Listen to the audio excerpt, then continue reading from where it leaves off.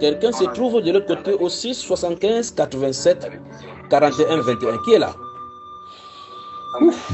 C'est moi. Ouf. C'est moi. Mais ma soeur, reste en ligne, laisse-moi souffler un peu, d'accord? Reste en ligne, raccroche pas, d'accord? Ok. Ouf.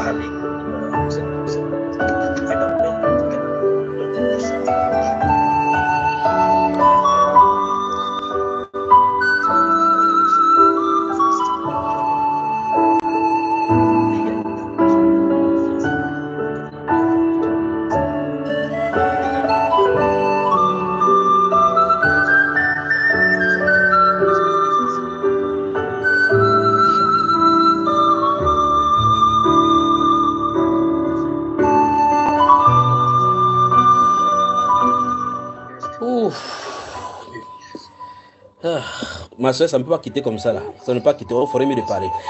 Il y a un retour chez toi. Essaie de baisser quelque chose chez toi là pour qu'on puisse bien parler. Je crois que c'est le téléphone avec lequel j'écoute. Donc il faut baisser. Tu m'écoutes par le téléphone et tu parles par ton téléphone à toi. C'est mieux de baisser le volume de là où tu m'écoutes et puis tu écoutes directement vers le téléphone où tu appelles, d'accord? Baisse le volume de l'autre côté. Ok. Sinon, il y aura un arrêté là-bas. Si il dit qu'il veut me reposer, il ne pourrait pas me reposer parce que c'est qui est sur moi là, maintenant, ça ne peut pas quitter maintenant. Donc, ça, on ferait mieux de parler. Pourquoi tu m'appelles ce soir? Oui, je vous appelle ce soir. D'abord, je me présente. Oui. Je m'appelle Clémence. Oui. Et je vous appelle ce soir parce que j'ai vraiment des sujets qui me préoccupent. Les conducteurs sont en train de noter. Oui, parle doucement, ma soeur. Oui. Il y a d'abord ma communion avec le Seigneur. Dieu le Père, avec le Seigneur. J'étais vraiment très active, très fervente dans la prière. En fait, pour moi, ne pas prier un jour, c'était comme si je n'étais plus en moi. Mais depuis un moment, j'ai constaté, j'ai vraiment des lacunes pour me lever, surtout le matin, autour de 4 heures, 5 heures, me lever vraiment pour prier. C'est comme si ça devient un fardeau. Alors que depuis toujours, je n'ai jamais été comme ça. Et c'est au moment où j'ai des grands combats parce que j'ai ma fille qui est malade, vraiment malade. Et au moment où je cherche un soutien, parce que pour moi, le soutien serait vraiment le Seigneur. Et dans la parole, je me réconforte dans la parole. Je sais qu'il y a la guérison dans la parole, j'ai tout. Mais malheureusement, c'est au moment où même un effort de lire la parole de Dieu devient pour moi vraiment ce qu'il y a de compliqué. Je me bats toute seule, mais je n'arrive pas. Tu nous appelles d'où, ma soeur, de quel pays? Je vous appelle de la France. De la France. Et où, principalement, tu es à Paris? À Bordeaux. À Bordeaux, ok. Très bien. Mais ce n'est pas le seul sujet là-bas. Bon, ça c'est le sujet principal, la réconciliation et cette flamme avec le Seigneur. Mais il y a quelque chose de voir une intercession pour quelqu'un qui est proche de toi. Une intercession pour quelqu'un qui est proche de moi, dans la maison ou proche de moi, dans la famille. Proche de toi. Ben, je ne vois pas toujours la nuance. Non, proche de moi. Proche de toi, dans ta maison, proche de toi. Le salut. En ce moment précis, pour le salut. Pour le salut. Je ne sais pas si c'est une collègue qui est avec moi ici, que je dirais qui vient m'aider. Je ne sais pas si c'est elle ou c'est celle qui est malade. Non, regarde ma soeur, la façon dont je parle, je dis qu'il y a un besoin d'intercession sur le cœur. Parce que ce sont les sujets de prière que tu élèves et tu n'élèves pas à haute voix. C'est dans ton cœur que tu dis, je souhaite que le Seigneur fasse telle chose pour telle personne. C'est ça, c'est ce qu'il appelle intercession. Ah, ok, C'est pour ma fille. C'est pour ta fille. Alors, pour ta fille, comment tu dis que proche de toi, tu as déjà parlé. Donc, c'est quelque chose, c'est un sujet qui est sur ton cœur en dehors de ces principaux sujets-ci. Donc, voilà donc le premier sujet le plus important en dehors du premier dont tu as parlé, l'intercession. Oui. Donc, c'est ce style d'intercession pour ma fille. Pour ta fille, parce qu'en fin de compte, ça te hante beaucoup. Très bien. Alors donc, ce que je suis en train de dire maintenant, c'est que comme Zacharie et Élisabeth, le sujet de prière là, principalement, est aller devant le Seigneur. Parce que tu pries en esprit. C'est rare que tu parles devant Dieu comme ça, tu parles à haute voix, mais ça te passe dans le cœur. Quand tu tournes, tu marches un peu comment, c'est dans ton esprit. C'est ce sujet de prière qui a été entendu. D'accord. Donc le Seigneur dit que tu ne t'inquiètes pas pour ta fille, c'est entre ses mains. D'accord. Amen. Merci Seigneur. Donc maintenant, concernant le sujet des tu sais, chaque fois quand des problèmes tels que tu en as de poser maintenant, c'est-à-dire quand on a la flamme pour le Seigneur, ou bien la flamme de la lecture, la flamme de la chose pour pouvoir lire la Bible et ainsi de suite, et que subitement, un moment ça coince, tu ne parviens plus à faire. Il y a deux sources principales qui gèrent cela. Première source, c'est le monde des ténèbres, parce qu'ils n'aiment pas qu'on lise la parole. Déjà, parce que quand tu lis la parole, tu es éclairé et tu es entouré par la lumière. Et partout où tu passes, que ce soit au marché, dans la voiture, n'importe où, tu es surveillé dans les ténèbres parce que le fait que tu lis la parole même en méditant, ça te transporte devant le Seigneur. Comme Moïse était devant le Seigneur. Et quand tu rentres toujours avec la lumière, même si tu es conscient ou pas, comme Moïse n'était pas conscient que son visage brillait. Alors, cette lumière qu'on transporte dans le monde en marchant avec, ça dérange les ténèbres. Et quand ils voient cela, sachant que très souvent les chrétiens ne sont pas conscients de la lumière. Je crois que ça a été rétabli si la connexion était interrompue là. Donc, je tente de dire que... Qu'est-ce qui se passe là-bas encore? Ma soeur, tu m'entends? Est-ce que ça, on entend là-bas de l'autre côté? On vérifie la connexion, on revient. Ok, merci.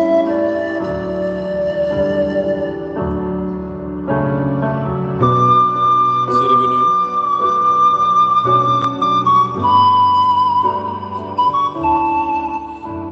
Ma soeur, tu m'entends? Oui, je vous entends très bien. Ah, mais la connexion a été rétablie, c'est ça, non? Vous savez que le monde des ténèbres n'aime pas qu'on dénonce les œuvres comme ça. Et donc, il faut utiliser encore ça. Tu m'entends, ma soeur? Est-ce qu'elle m'entend?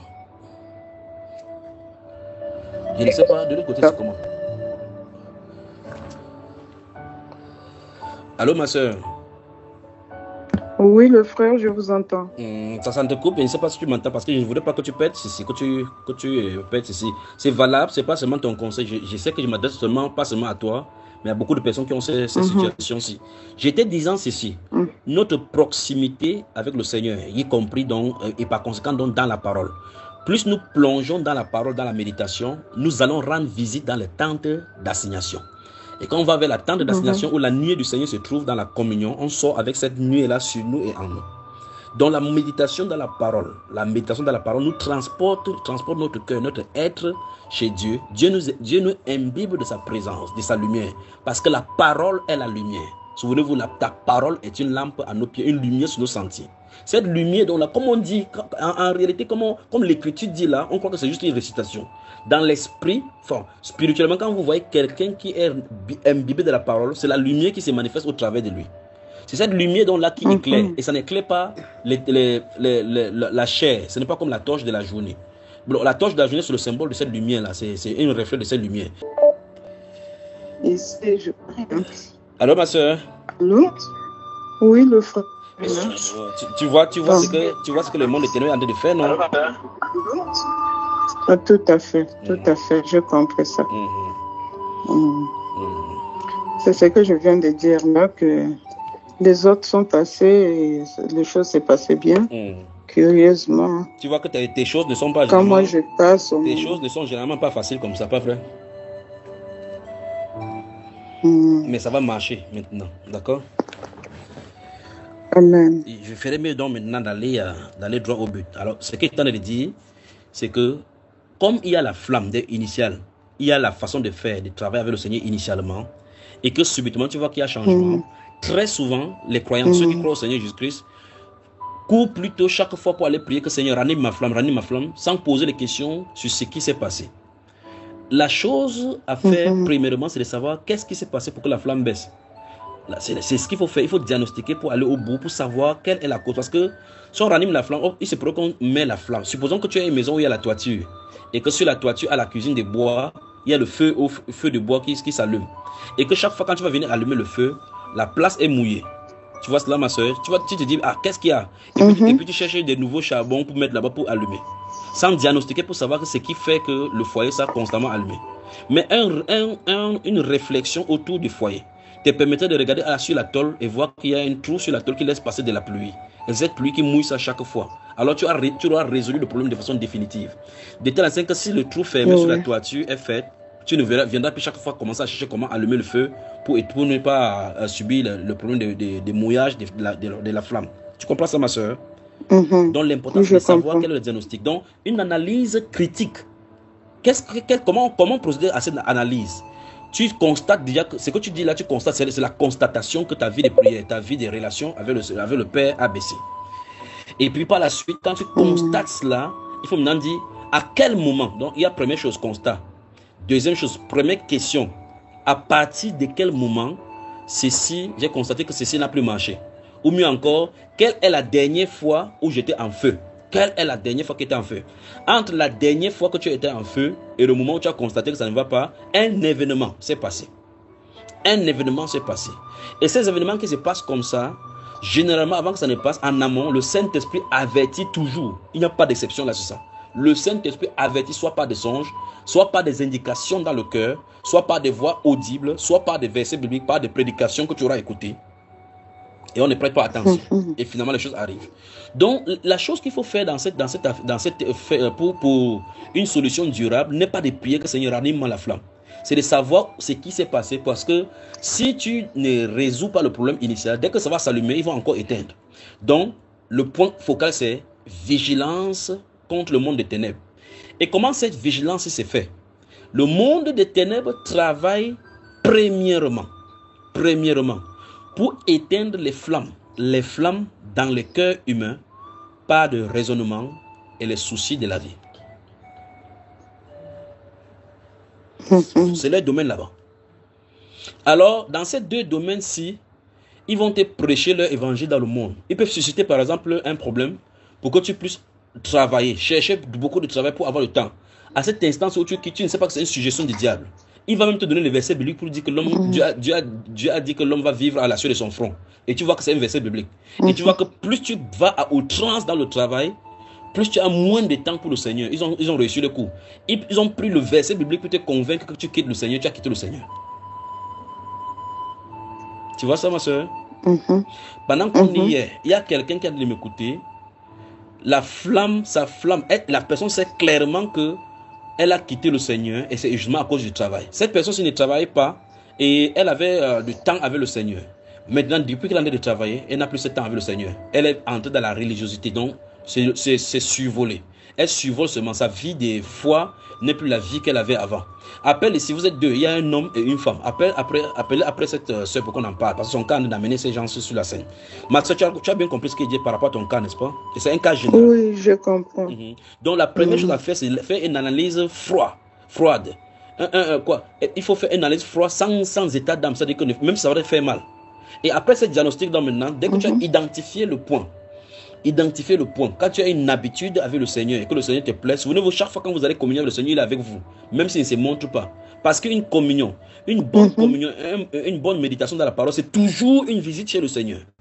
Dès que vous méditez sur le transport, le temps de méditation sur le transport, c'est une visite privée chez le Seigneur. Disons ça comme ça là. Donc la méditation consiste à une visite privée, intime et secrète avec le Seigneur. Alors, quand cette méditation est faite de la bonne manière, vous sortez là-bas, vous êtes satisfait, il y a la paix, il y a la joie. Ça montre que vous êtes sorti de la présence de la tente d'assignation. Et quand tu sors comme ça, tu marches, disais-je tout à l'heure, quand tu marches, tu transportes la lumière. Et cette lumière, c'est le monde des ténèbres, n'aime pas ça. C'est ce que les croyants ne comprennent pas. Ils croient que quand ils vont lire la parole, ils vont avoir les sensations. Le problème, c'est que pendant que vous lisez la parole transforme vos âmes, place les caractères de Christ en nous, transforme nos caractères, manipule et métamorphose notre pensée, renouvelle nos pensées sans notre avis. Et à un moment donné, quand nous sommes constants et consistants dans cette voie-là, il nous donne la foi requise pour marcher au-dessus des événements extérieurs qui peuvent venir challenger nos foi.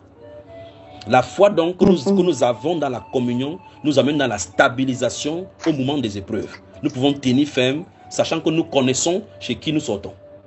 Mais quand le cœur n'est pas constamment en méditation avec le Seigneur, transportant chez lui, on est capable de régner le Seigneur devant un événement parce qu'on n'est pas sûr de lui, on n'a jamais été chez lui, on ne connaît pas ses habitudes, ni quoi que ce soit le concernant.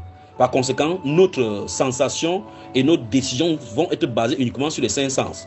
Plus tu médites, plus le sens de la foi est aiguisé, moins la confiance de l'homme intérieur est reposée sur les 5 sens. Autrement dit, la méditation place l'homme spirituel au-dessus de l'homme naturel. Toute personne qui ne médite pas est charnelle. Et par conséquent, va se confier uniquement sur les renseignements que lui donnent les 5 sens.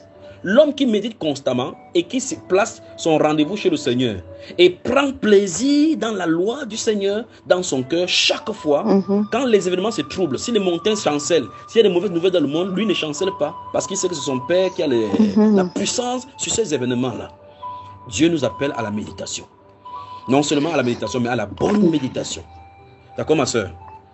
Donc, je te suggère maintenant que tu déposes le téléphone, tu continues à écouter en méditant sur ce qui est arrivé. Comment tu avances essaie de pratiquer ça ce soir-ci, d'accord? Tu essaies de savoir quand est-ce que tu as acheté. Quand tu vas voir cela, rappelle, tu es priorité dans à ces soirées, d'accord, ma soeur? D'accord. Que le Seigneur te bénisse. Pour l'intercession de ta fille, crois-moi, le Seigneur dit que tu laisses tranquille, ta prière a été exaucée, d'accord? Amen. Que le Seigneur te bénisse. À tout à l'heure. Amen. À tout à l'heure. Merci.